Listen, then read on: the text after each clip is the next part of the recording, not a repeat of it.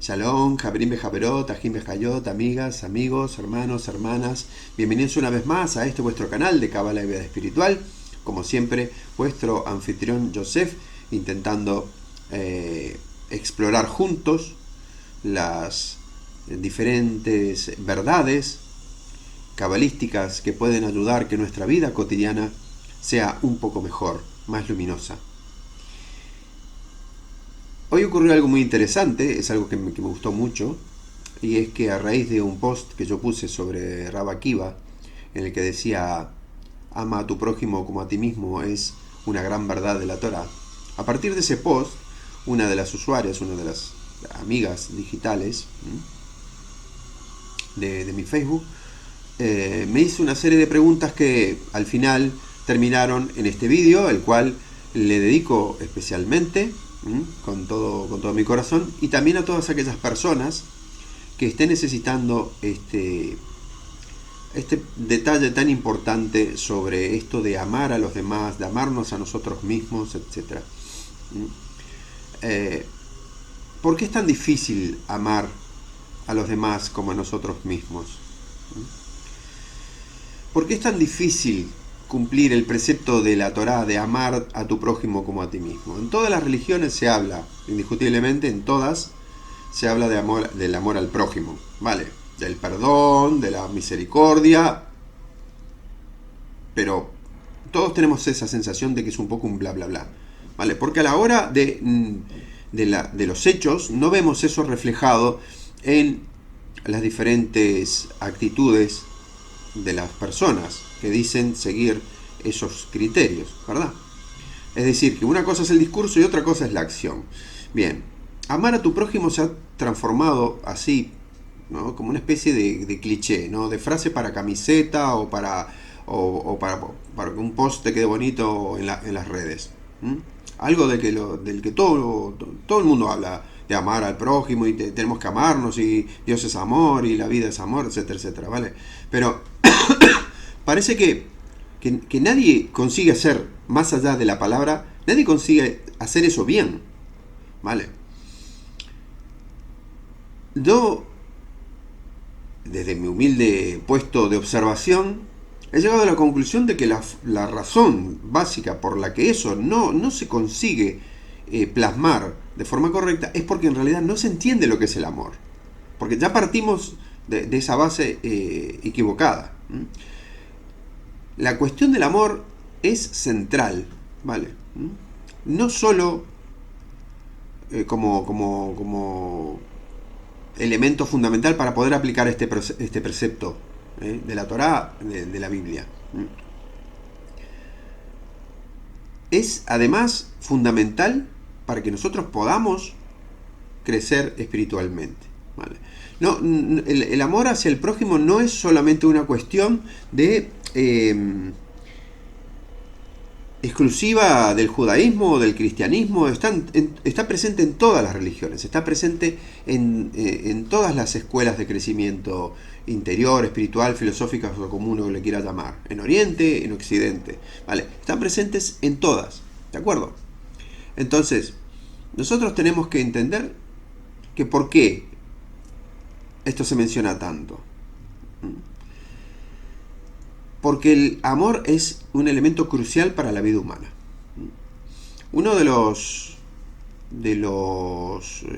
conceptos más reveladores que encontré yo de Erich Fromm en su libro El arte de amar es que a nosotros nos preparan en esta sociedad para todo. Nos preparan para ser exitosos, nos preparan para ser buenos deportistas, nos preparan para ser buenos padres. O sea, hay preparación para todo, menos para amar a los demás. No tenemos ninguna preparación emocional, no tenemos ninguna guía, salvo novelas románticas o algunos libros de autoayuda, pero cosas muy que en realidad son bastante vagas y que la persona se tiene que buscar la vida para poder encontrarlas. Es decir, no tiene un conocimiento que lo guíe, que le diga, mira, tú tienes una estructura emocional y tú tienes que trabajar con eso, ¿vale? Y tú para ser feliz tienes que poder tener la capacidad de ser amado, de amar, de aceptar que te amen, y reconocer que debes amar a los demás.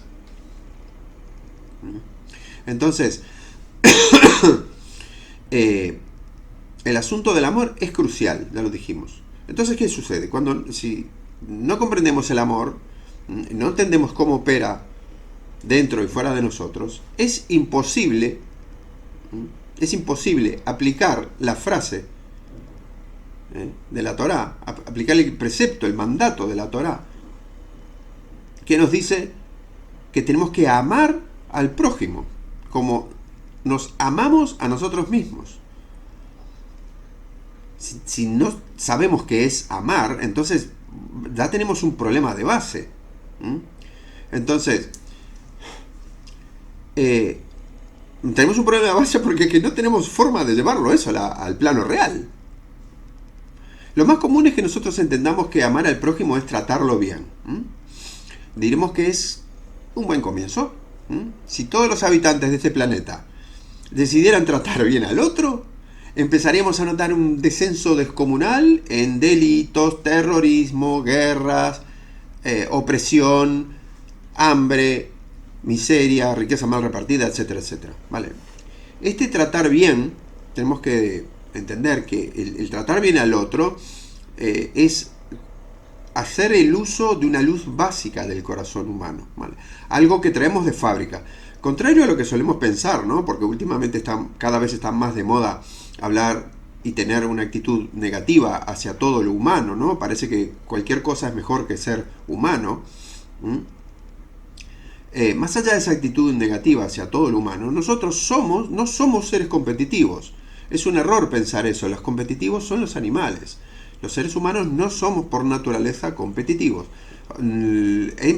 Hemos desarrollado filosofías y formas de ver la sociedad, la economía y la política que nos han vuelto competitivos, pero nosotros no somos por naturaleza competitivos.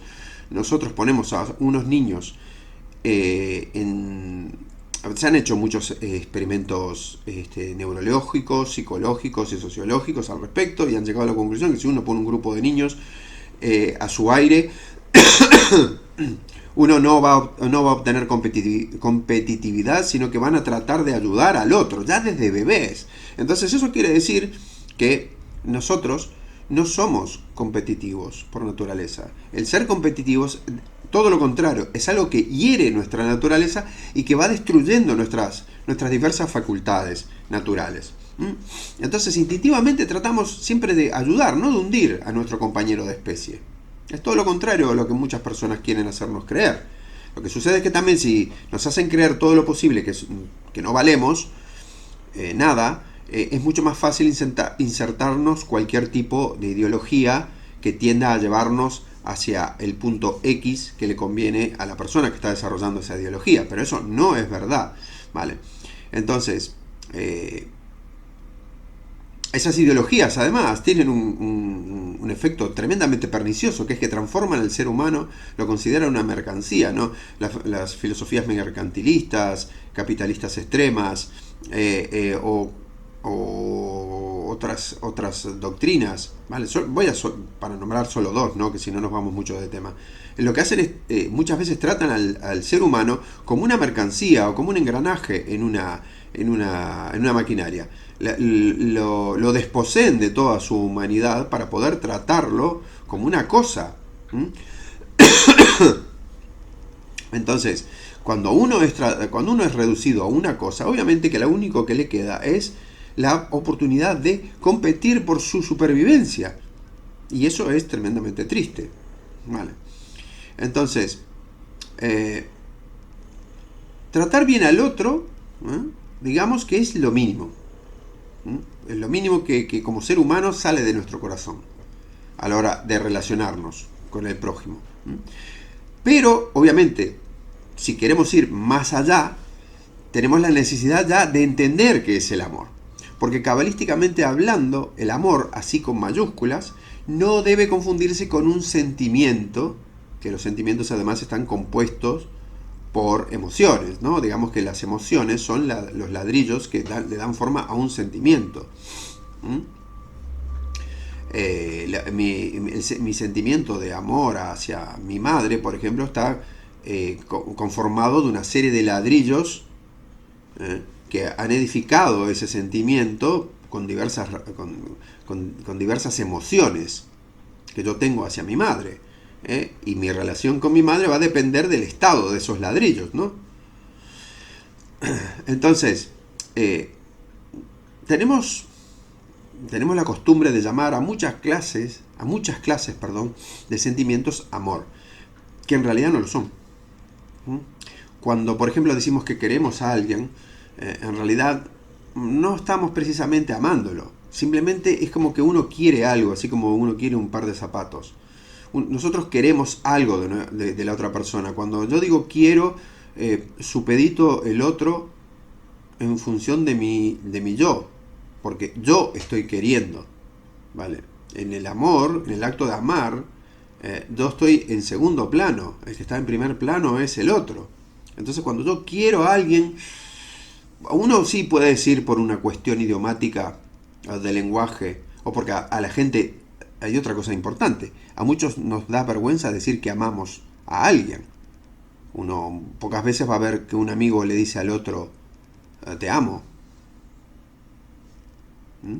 Porque eso puede dar una serie de connotaciones que la gente puede entender cualquier cosa.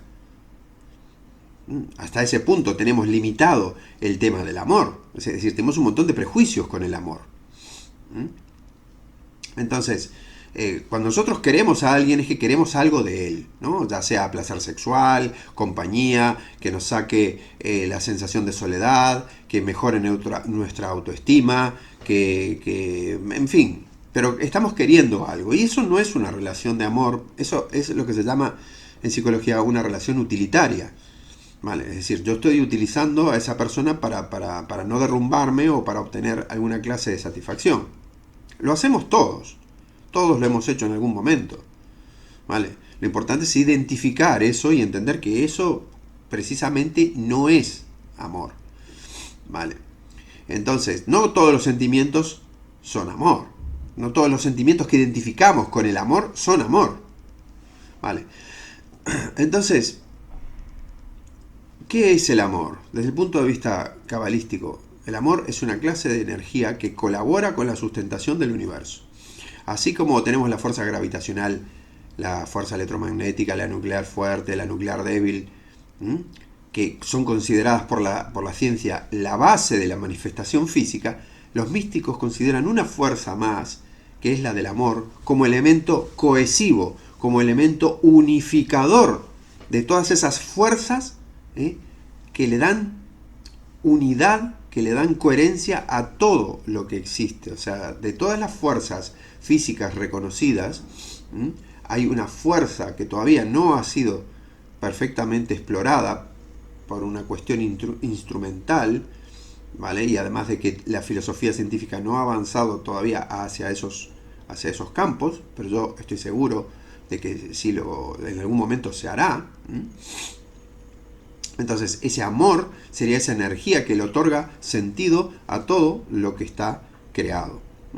Mientras las otras fuerzas forman parte del funcionamiento del cosmos, el amor determina cuándo y cómo van a operar estas fuerzas.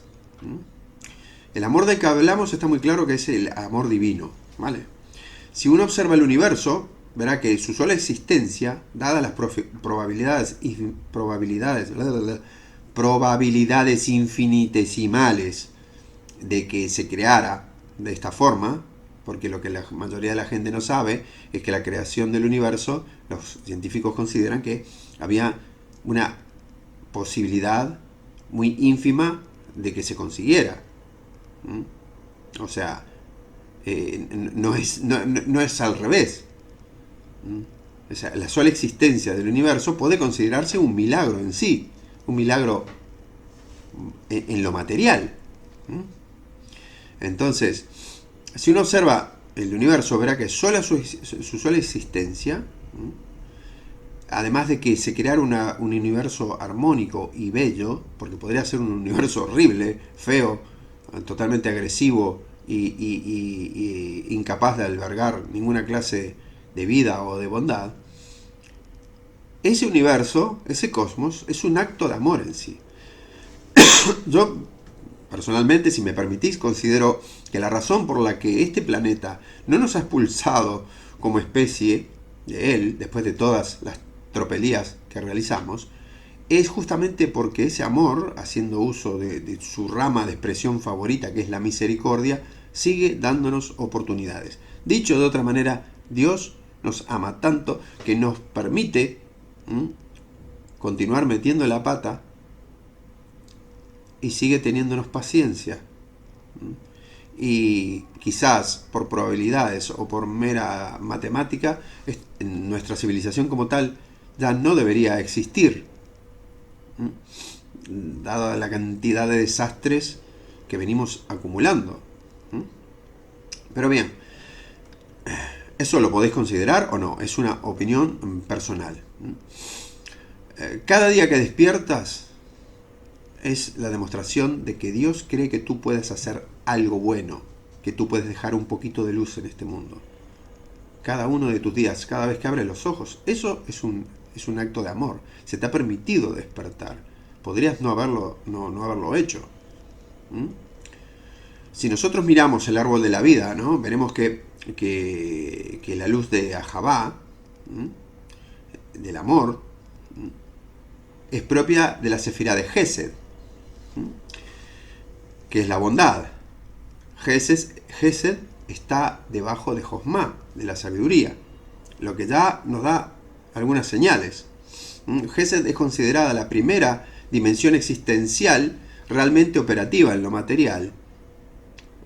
Y entonces no nos equivocaríamos mucho si decimos, y si seguimos reforzando la idea, de que la creación en sí es un acto de bondad, de amor y de grandeza supervisada por la más alta sabiduría, si consideramos el diseño del árbol de la vida. Así las cosas, veremos entonces que el amor, si bien provoca sentimientos, no se origina en ellos. Más bien al contrario, los sentimientos, formados por emociones, a veces incluso contradictorias, muchas veces acaban siendo como esos edificios que están mal construidos, con malos materiales, y acaban derrumbándose. Bien, la mayoría de nuestros sentimientos acaban teniendo ese tipo de dificultades. ¿Por qué? Porque los estamos construyendo desde el sitio incorrecto. Los místicos no construyen desde abajo hacia arriba, construyen desde arriba hacia abajo, aunque parezca un sinsentido, pero es una realidad espiritual, porque todo lo que sucede en este plano tiene origen en el plano superior. Entonces, si uno construye desde abajo, si uno cree que la materia lo va a salvar de tal o cual problema, se está equivocando, está fallando. Entonces está construyendo el edificio de la forma incorrecta. El amor entonces es una energía, ¿vale? Y la forma de que nosotros podamos conectar con esa energía es mediante la elevación de nuestro estado de conciencia. Así el amor es esa energía que da origen a un estado de conciencia,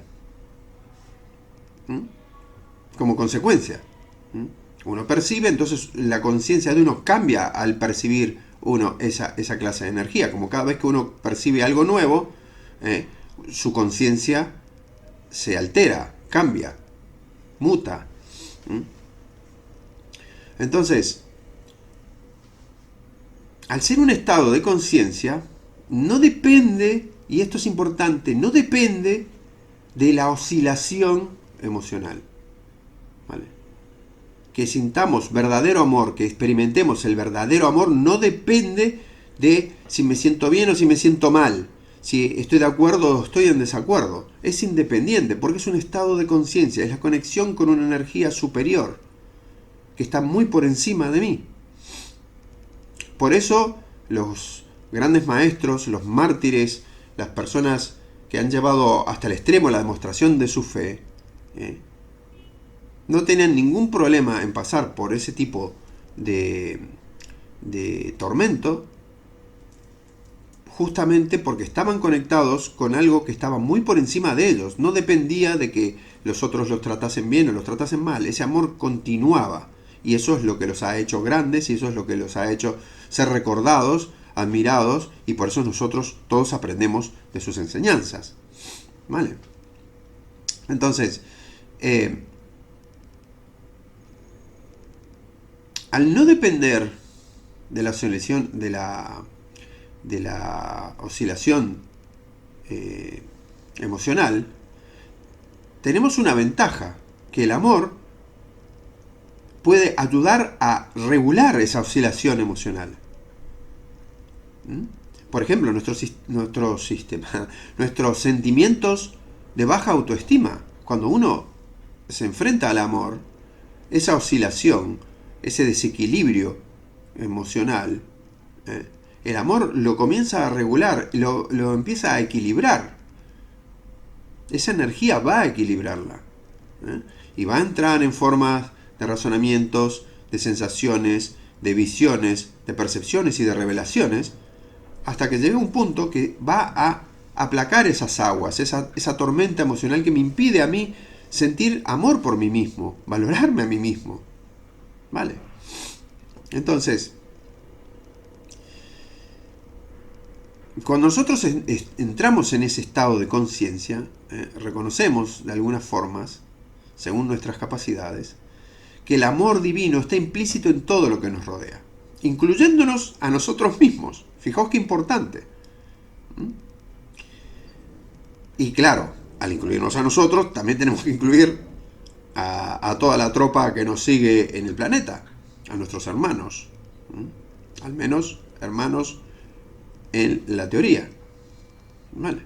Entonces, teniendo una percepción más o menos objetiva de este hecho, nos colocamos a nosotros mismos en una posición en la que no debemos actuar con nosotros mismos de forma excesivamente severa o dejarnos arrastrar por el tren de las excusas, que es un tren que siempre lleva a mal destino.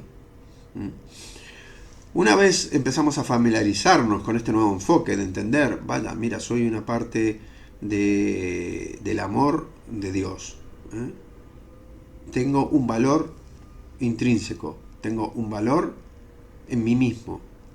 Solamente que no soy capaz de conectar con Él, no soy capaz de comprenderlo. ¿Vale? Una vez que uno empieza a hacer eso, ¿qué nos va a pasar adentro? Vamos a empezar a tener una serie de ajustes. Digamos que los cajones dentro de nuestro armario interior se van a empezar a mover y las cosas se van a cambiar de sitio, obligatoriamente. ¿Vale? Y eso va a repercutir en cómo vamos a hacer con los demás también. Ver nuestra problemática, cuando una persona ve su problemática interna y entiende que la misma o peor puede estar ocurriendo dentro de cada uno de aquellos con quienes se cruzan la vida, la persona que siente eso se vuelve más misericordiosa, es más comprensiva. El amar en sí, tanto a uno mismo como a alguien más, es, y esto es algo que también es muy importante entenderlo, un asunto de entrenamiento. Y al deciros esto, intento que os relajéis, que no os agobiéis por intentar descubrir lo que es ese nivel de amor. Todo tiene una didáctica, ¿vale? Por eso la vieja frase de cuando uno menciona el sexo, dice, cuando uno quiere ser educado, dice hacer el amor, ¿vale? Pero esa frase implica una sabiduría desconocida para la mayoría de las personas, porque hacer el amor da por hecho, y esto es algo que se entiende desde hace miles de años atrás, da por hecho que el amor es algo a construir, es algo que no viene armado de fábrica. Dejemos la idea ya de que el amor viene armado de fábrica, eso es una falacia, eso es terrible además. La idea de que el amor ya viene listo y solo tenemos que abrir el paquete y consumirlo, es lo que ha provocado el 99% de los fracasos en todas las relaciones sentimentales. Porque uno se piensa que porque uno tiene un sentimiento que cree que es amor, ya está. Y no tiene que hacer nada más. Y no es así. El amor se basa en el conocimiento, más en el conocimiento que en el sentimiento. Esto tenemos que tenerlo muy en cuenta. Cuando uno conoce algo, cuando uno lo comprende, cuando entiende su belleza, sus atributos, uno no puede evitar enamorarse de eso. Cuando uno entiende la belleza de la Kabbalah, uno se enamora de la Kabbalah. Cuando uno conoce a una persona maravillosa y todos los días puede descubrir algo de ella, uno se enamora. ¿Por qué? Se enamora porque dice, ay, qué bonita o qué bonito. No, uno se enamora porque empieza a conocer la esencia de esa persona. Y eso es lo que nos engancha. El conocimiento. Y uno solo puede conocer, uno solo puede amar lo que conoce. Uno no puede amar. Si uno nunca hizo, no sé, por decir un disparate, motocross, ¿cómo puede uno amar amar el motocross si nunca lo ha probado? No sabe ni siquiera de qué va. Salvo que tenga un recuerdo de una vida pasada, pero vamos a hacer un ejemplo lógico y cercano. Entonces, lo mismo sucede con nosotros. ¿Cómo podemos amarnos si nosotros no nos tomamos la molestia de observarnos a nosotros mismos y comprendernos en nuestras luces y en nuestras sombras? Entonces, una de las cosas, hay que tener en cuenta esto también, esto es importante, una de las cosas que permite que un ejército de seres humanos luche contra otro ejército de seres humanos y trate de exterminarse el uno al otro, es que ha reducido a su enemigo a una cosa, lo ha despersonalizado. Solo volviendo a nuestro enemigo una cosa, reduciéndole a una serie de prejuicios, podemos matarlo. Es mucho más difícil matar, y esto lo dicen los soldados, es mucho más difícil matar si le ves la foto de su familia, si sabes algo de él. Porque en cuanto tú conoces a tu enemigo, tú te das cuenta que sus sueños, su vida, sus apremios, sus felicidades, sus tristezas, son las mismas que las tuyas, con matices, pero son las mismas porque formamos parte de la misma esencia. Entonces, nosotros tenemos que conocernos a nosotros mismos. Imaginémonos que en lugar de intentar no atacar a un enemigo, intentamos no atacarnos a nosotros mismos. Entonces, ¿cómo vamos a hacer eso? ¿Cómo vamos a conseguir eso? Conociéndonos, entendiendo nuestras miserias, pero entendiendo también nuestras partes maravillosas, que las tenemos. Por amor de Dios, las tenemos. Y tenemos que aprender a convivir con lo bueno y con lo malo que hay en nuestro corazón. Solamente en ese momento podemos hablar de amarnos a nosotros mismos. La gente muchas veces entiende amarse a sí misma con ponerse una venda en los ojos delante de sus defectos y decir, yo soy maravilloso, yo soy bonito, yo soy esto, yo soy lo otro. No, hombre, no. Para un poco el carro. Sí, tendrás cosas bonitas, pero no exageremos. Veamos la otra parte, que por algo estás encarnado. Hay otra parte de ti que necesita corregirse. Y esa parte la tienes que corregir con amor. No puedes corregirla con rechazo. No puedes corregirla con represión.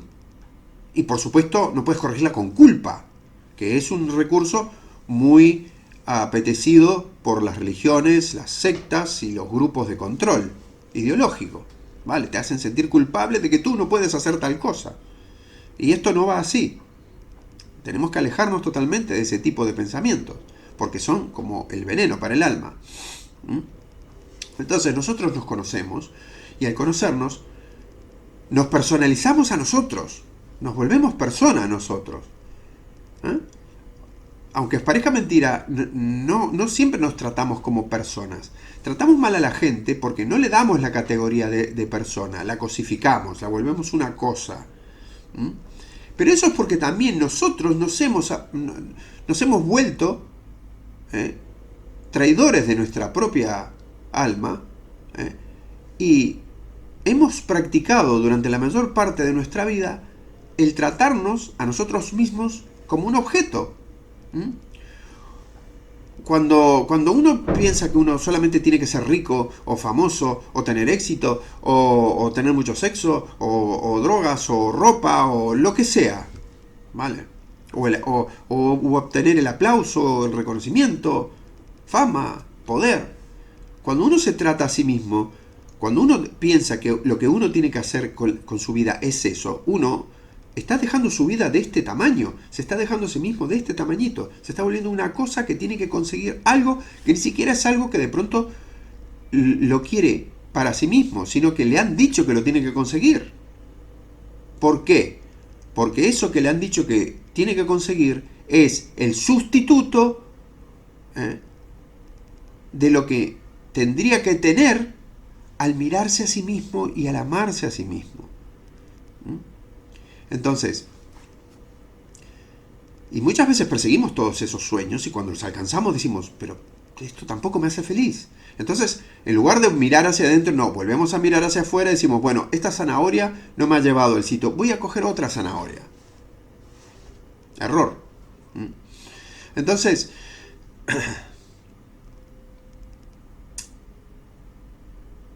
dejemos de tratarnos como objetos que tienen que conseguir cosas y que tienen que rellenar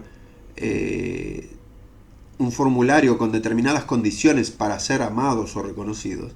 Y tratémonos con el suficiente amor para entender lo que somos, más allá de nuestras partes negativas, que las vamos a tener, pero esas partes negativas no son ni más ni menos que la luz enfrascada en una clipá, en una cáscara de error. Una vez que uno rompe esa cáscara, es como cuando uno saca el genio de la botella. Una nueva cualidad se presenta para que nosotros podamos hacer uso de ella y favorecer al mundo. El mundo está esperando que nosotros hagamos eso.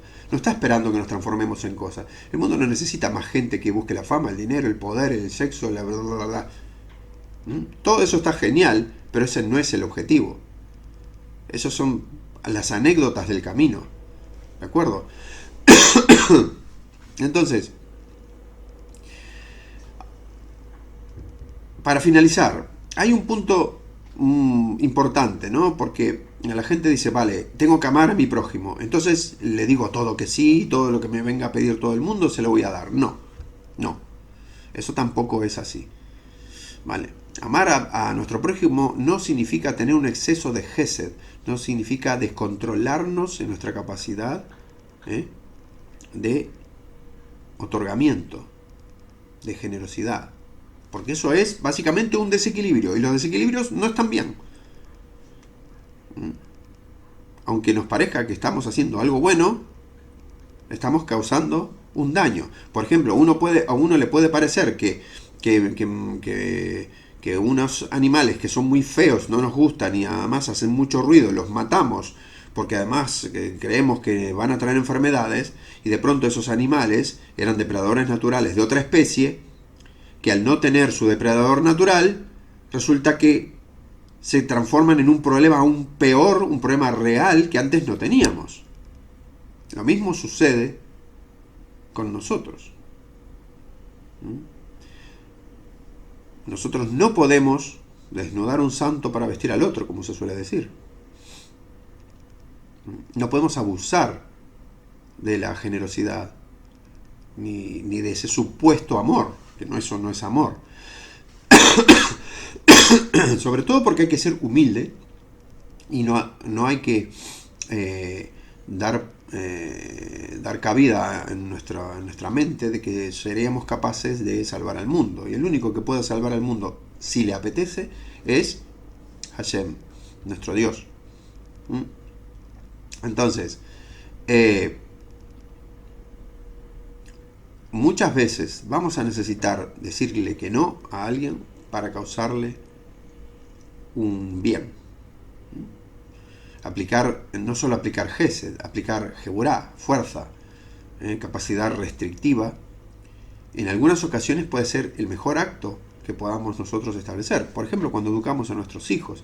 O sea, yo a mi hijo le permito, no sé, que se drogue libremente, que cometa un asalto o lo que sea, Dios no lo permita. Obviamente que esa permisividad está mal. Ahí hace falta fuerza, ahí hace falta poder de restricción. Muchas veces para amar a alguien tenemos que decir que no.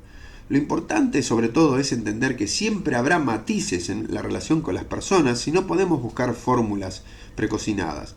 Siempre digo lo mismo, la vida hay que considerarla de forma dinámica, no estática. Uno no puede ir con una fórmula y pensar que eso va a funcionar. Uno tiene que tener un esquema de trabajo presentarse ante la situación real y ahí utilizar su esquema de trabajo como base para desarrollar algo que quizás hasta entonces nunca lo había podido hacer o nunca lo había tenido que hacer. Es decir, va a tener que descubrir sobre la marcha la fórmula para poder relacionarse y darle amor a esa persona, o incluso consigo mismo. Entonces, lo importante sobre todo es entender, comprender, que ahí está el mérito del estudiante de Kabbalah, del Talmid Mekubal. El esfuerzo y el talento de poder manejar una situación utilizando las herramientas que conocía y desarrollando nuevas. Ahí está el verdadero talento, porque la vida se define ahí. La vida no se define en los libros, la vida no se define en los papiros, por más que estén escritos por la persona más sabia. Entonces, entendiendo esos matices, uno puede ver que no estamos obligados, además de que sería imposible cumplir sin más el más alto precepto bíblico al que nos hacía referencia Rabbi Akiva, de bendita memoria. Cuando Rabbi Akiva dijo que era uno de los más importantes preceptos de la Torá, no dijo en ningún momento que fuese el más fácil. Habló de su importancia, no de que no fuera fácil. La gente se piensa que porque es una frase muy corta y fácil de decir y muy repetida y que podríamos hacer... Bueno, ya os digo, ¿no? La encontramos por todos los sitios. Eso no cambia el hecho de que no es una frase fácil de llevar a la vida diaria. Es un precepto que, si vosotros os fijáis, a diferencia de otros, que se cumplen y ya está, ¿no? Bueno, no matarás, por ejemplo, ¿no? Vale, está bien, no mató a nadie, punto, ya está. No mató a nadie, a veces me puedo enfadar, bueno, pero da orgánicamente, no estoy diseñado para matar a otra persona. Con no matar, ya está, no mato. Pero este precepto nos obliga a una constante actualización de nuestro ser, a una constante mejora, una constante exploración, una constante consideración de las diferentes circunstancias. Por eso Rabbi Akiva dijo lo que dijo. Entonces uno puede entenderlo en el momento que uno comprende que esto no es tan fácil de hacer. Pero también tenemos que entender que nuestra capacidad de amor va a ir creciendo. Tenemos que relajarnos y intentar hacerlo en la medida de nuestra comprensión. Tenemos que también actuar de forma honesta. No podemos actuar de forma artificial. Si no, estamos haciendo lo mismo que dicen todas las religiones y que dicen todos los dogmas. Y eso no nos sirve como estudiantes de Kabbalah. ¿Vale? Entonces, es obvio que nosotros no vamos a poder encontrarnos con un desconocido y amarlo así, a lo grande, con mayúscula. Eso es imposible. ¿Vale? Salvo que tengas un alma de un nivel espectacular. Pero suponiendo que sean almas normales, como las nuestras, nosotros lo que podemos entender por amar al prójimo, al principio, va a ser tratarlo con amor, tratarlo con la consideración de que es un alma que está compartiendo nuestro mismo planeta, nuestro mismo dolor, nuestras mismas inquietudes, nuestros mismos sueños, nuestras mismas aprensiones, angustias, o sea, lo mismo. Somos compañeros de trinchera. Entonces, al principio vamos a amar a las personas y lo que está más cercano a nosotros es que vamos a amar genéricamente a los demás seres humanos como parte de ese grupo de almas al que pertenecemos. Pero un amor profundo, bueno, ya eso implicaría un procedimiento más elaborado, con más intimidad implicada. Es decir, tomémoslo con calma, tomémoslo con con pinzas, y entendamos que sí, que eso es un proceso. El proceso de amar al prójimo como a ti mismo es un proceso que tenemos que hacer primero dentro de nosotros, porque a nosotros nos cuesta, a mí me ha costado medio siglo amarme a mí mismo, y sigo trabajando en ello. Y no es que uno llegue, clave la bandera y se acabó. No, no. Sigo y sigo y sigo encontrando cosas en las que me doy cuenta que no me amo lo suficiente, no me trato lo suficientemente bien, no me considero lo suficientemente bien, no soy a veces lo suficientemente amoroso conmigo para restringir ciertas cosas, y no soy lo suficientemente amoroso conmigo mismo cuando me doy cuenta que me trato con excesiva dureza en otras. Así que bueno, bueno amigos, dedicado este video especialmente a la amiga, si me permitís, voy a mirar aquí su nombre, que no lo recuerdo, María. María, estaba por ti y por todas aquellas personas que han decidido emprender valientemente este camino de la Kabbalah y entender el amor. Shalom Uberhot, que paséis todos una semana maravillosa. Es el deseo de vuestro hermano que os quiere. Shalom, shalom.